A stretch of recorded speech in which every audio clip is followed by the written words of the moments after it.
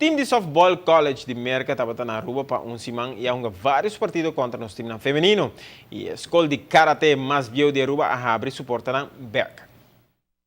E há vários anos, o time de softball feminino de college de Merca também em Aruba para seguir com um treino. E se man passaram a 6 sué com nos damas. E o que estava de parte bom para nos damas, que não bate contra pitch, que está tira duro, que roupa e experiência. Assim é por isso que o estava bom para nos damas.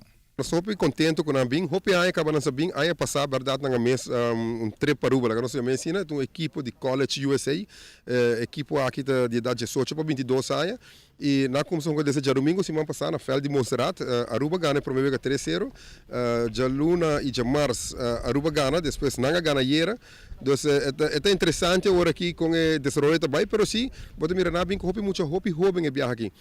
Outro viaja não mas sinto que não tem mais profundidade em picheio, mas para nós é hope interessante, porque Aruba tem a oportunidade de seguir desenvolver, os atletas não têm a oportunidade de seguir mirar outro picheio, e isso aí está sendo interessante para nós conseguir desenvolver nosso nível de softball aqui na Aruba. Para nós, me estou contente para nós por mirar assim, é picheio de merca, qual está sendo interessante para nós batedores de caso aqui, por seguir progressando no nível de wega.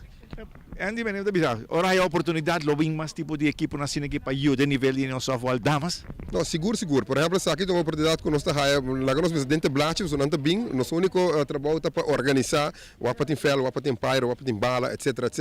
Mas não tem muito tempo atrás, na April que acabei passando, nós logramos um time de Canadá e também tem um êxito rotundo, tem um torneio, mês de mês com Corsol, 2 times de Aruba, etc. Só que disso é grande fogueio, mas tudo ajuda, não deve ser tudo o qual que passa dentro do vecindário, que para um rato na Aruba, que para fazer uso de nós não percurar para fazer uso de